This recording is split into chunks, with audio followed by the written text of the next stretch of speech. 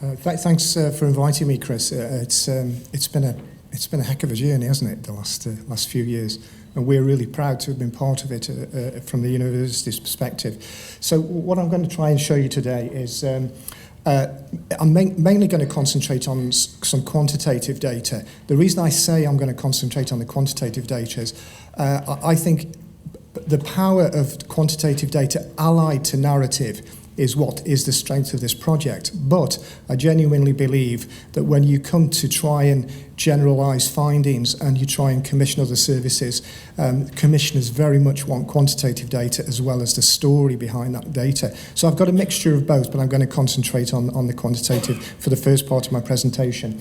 The other thing to say is as well, there's 40-odd slides in here, and the reason I put them in is because you can have those slides, take them with you. You can take a look at them in more detail, and it will give you a richer flavour than the 20 minutes I can give you at the start of this particular session. But as you can see, I'm talking about the 1,200 people who completed what's known as a CMF, the Common Measurement Framework, which is a tool was set up by ICORIS and the lottery to measure the impact on the population that we offered interventions with. So at the moment, we've got about 1,200 people that completed the CMF on entry. We've got less after the intervention, but we've got enough to compare statistically, and I'll whiz through them. So you can see here that the vast majority of the respondents were female, 2/3 to male. Not surprising given the demographics. You can see the age of entry is from 50, but we go right up to 101. I think one of the colleagues mentioned you got someone 100 years plus. So it's quite a variety. It peaks around 78 on average. In terms of religion, most Christian, but 1 in 5 reported no religion. In terms of were we hitting the right population, I think in many ways we were. Nearly 55% of the people that completed the data actually reported living alone, and 1 in 3 were actually still with a partner, a spouse or a partner. What we measured, which none of the other projects in the Fulfilling Lives project did, was to look at disability, and we asked people for a range of disabilities. About 1 in 3 reported multiple, and about 1 in 3 reported not applicable, so not everyone had a disability, but we wanted to measure that to see if disability had an impact on social isolation and loneliness. We also managed, because we set up our own data set, we didn't rely on the dashboard that was set up by ICORIS. We've managed to download every single intervention by agency, which means we can actually look which of those interventions are more or less effective in terms of reducing social isolation. These are questions about whether you communicate with people, and you can see here that about 1 in 3 people meet more than 3 times a week. People email or write, about 1 in 5. Family are contacted in about 50% of the time, and about 50% of the time people speak 3 times or more a week by phone. But one of the things I found really interesting was that nearly 45% are using text for communication on a quite regular basis. And there is a stereotypical myth that older people don't use technology, and this is a good way of countering that myth.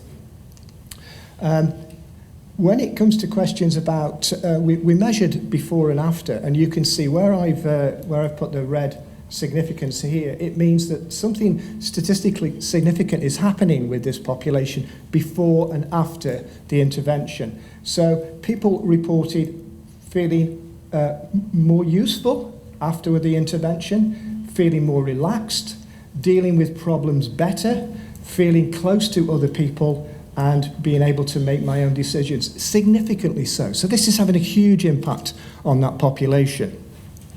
And this is exactly the sort of data I think that commissioners want to see when they start to look at whether we can mainstream and we can commission future interventions in the future.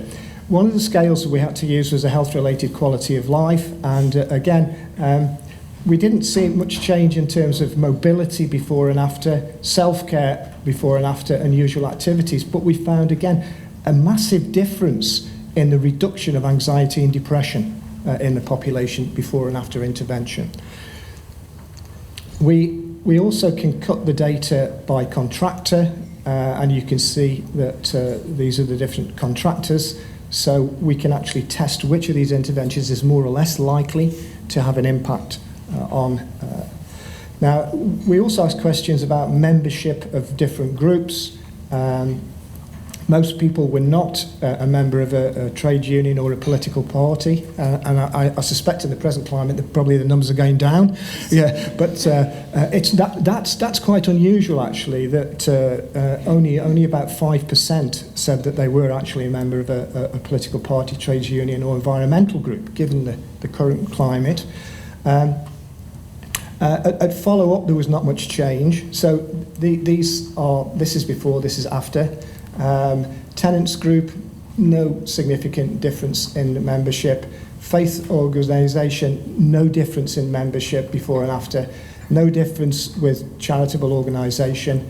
No difference with education, arts and music groups. But when it comes to a social club entry, you see it's gone up from around about 16% to nearly 30%. So the population is connected now after the intervention to a social club. And sports club goes up slightly to 20%, probably because of these coloured bands, I suspect. And you can see any other clubs, which is a general question, goes up from 1 in 5 to 1 in 3. So it's having an impact on social connectivity before and after intervention. We use 2 loneliness scales, De Jong, and I won't go through the specific questions, but the answer to that is, over the 5 questions, a statistically improvement in terms of reduced loneliness over the lifetime of the project for those individuals who reported before and after. And the same with the UCLA scale, which is another measurement of social isolation and loneliness. So I think statistically this is really, really powerful data. Overall, we can say that there was a reduction in social isolation and loneliness in this group. What we can do, we haven't done it at the moment, but we can look at which particular interventions had the most powerful impact in terms of reducing that social isolation. And for me, that is exactly the data that commissioners would want to choose. We can also look to see whether female or male had a better impact with certain groups, certain interventions. And so you can start to target interventions towards specific groups.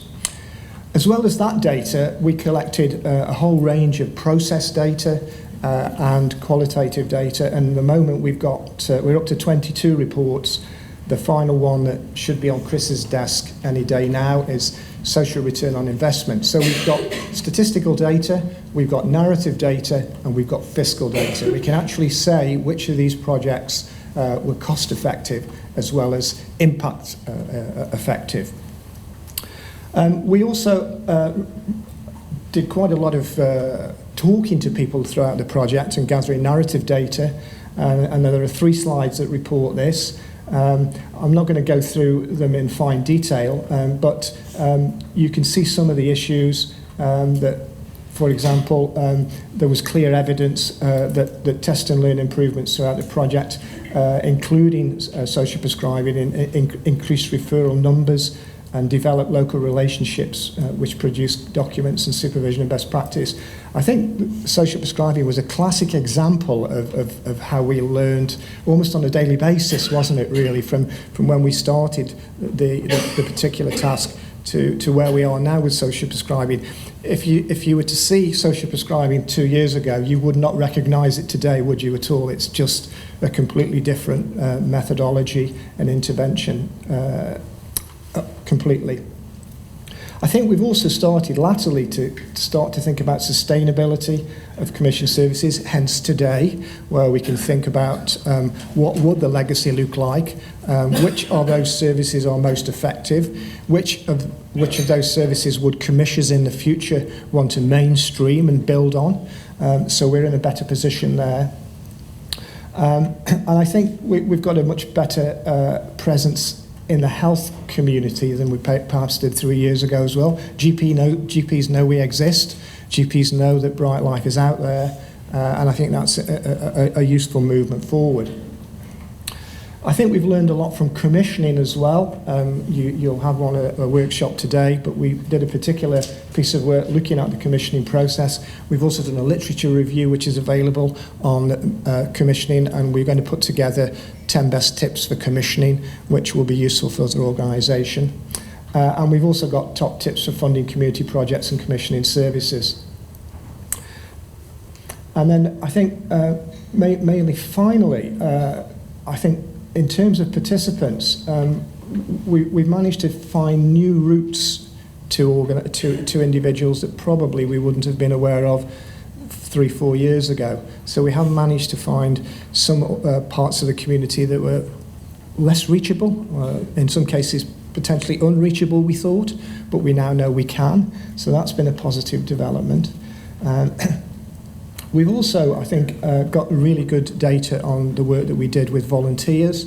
Certainly, I had the pleasure of working with co-researcher volunteers, and I know Kirsty's in the audience somewhere. Kirsty worked with us for nearly 3 years, and did a fantastic job in terms of connecting us to the community that we spoke to, and did some analysis and even produced some papers that have been published.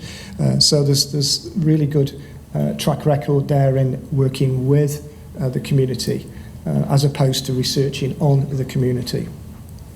And I think we're now in a position, I think this is this position where we are today, where we're thinking about strategically integrating that work and co-design with other parts of the architecture in Cheshire West and Chester.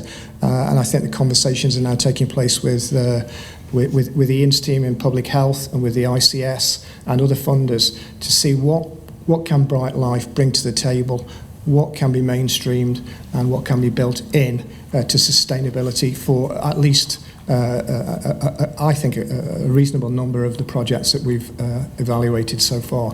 So the story is really positive. I'm always dubious when I start to analyse statistics, because you're always looking for the 0.000, and often you don't find it. But every time we cut these stats, we get a really, really powerful impact that's measurable, and that is something that I think will be really powerful for commissioners in the future. So thank you.